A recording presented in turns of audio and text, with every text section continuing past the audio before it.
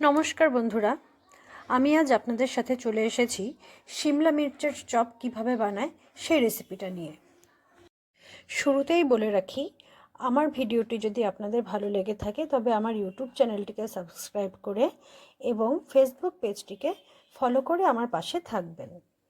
তাহলে শুরু করছি আমি আমার আজকের ভিডিওটি।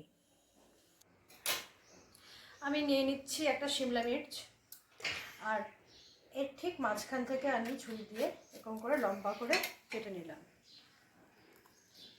তারপরে ভিতরে যে বীজগুলো আছে সেগুলোকে আমি বের করে নিচ্ছি।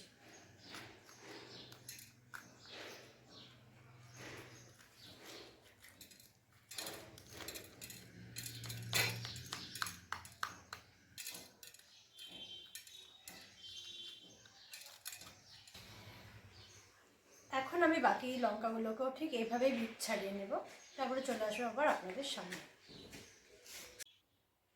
সবকটা লঙ্কা থেকেই আমি বীজগুলোকে ছাড়িয়ে নিয়েছি। এবার আমি চপের ব্যাটারটা তৈরি করে নেব, আর তার জন্য নিয়ে নিয়েছি বেসন। এর মধ্যে দিয়ে দিচ্ছি 1 চিমটে খাবার সোডা, স্বাদ অনুসারে নুন, সামান্য হলুদ। আপনারা চাইলে লঙ্কার গুঁড়ো ব্যবহার করতে পারেন। এবার আমি এর মধ্যে দিয়ে দিচ্ছি অল্প পরিমাণে জল।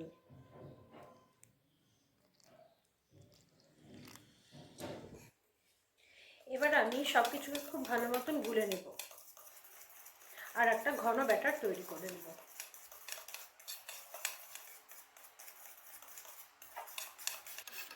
দেখতেই পাচ্ছেন কীরকম গাঢ় ব্যাটার আমি তৈরি করেছি।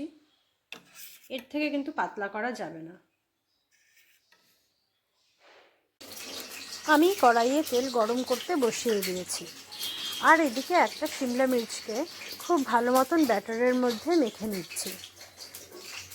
শিমলা মির্চ যেহেতু আকারে বেশ বড় হয়, আর আমি যেহেতু একটা বাটির মধ্যে গুলিয়েছিলাম, তাই শিমলা মির্চটা সেই বাটিতে ঠিক মতন মাখা যাচ্ছিল না। সেজন্য আমি এই প্লেটটার মধ্যে ব্যাটারটাকে ঢেলে নিয়েছি। এবার খুব ভালো মতন মাখিয়ে আমি দিয়ে দিব কড়াইয়ের মধ্যে গরম তেলে। তারপরে আমি সিম আছে 2টো পাশ খুব ভালো মতন ভেজে নেব, আর এভাবেই সব কটা শিমলা মির্চ ভেজে আমি ফিরে আসবো আপনাদের সামনে। উপর থেকে একটু চাট মশলা ছড়িয়ে আমি পরিবেশন করে নিলাম। আমার আজকের এই সহজ এবং ঝটপটের রেসিপিটি আপনাদের কেমন লাগলো তা অবশ্যই আমাকে কমেন্ট করে জানাবেন। ভিডিওর শুরুতেই বলেছিলাম, আমার ভিডিওটি যদি আপনাদের ভালো লেগে থাকে তবে আমার ইউটিউব চ্যানেলটিকে সাবস্ক্রাইব করে আর আমার ফেসবুকের পেজটিকে ফলো করে আমার পাশে থাকবেন। আজকের মতন আমি আর ভিডিওটি এখানেই শেষ করছি। ধন্যবাদ।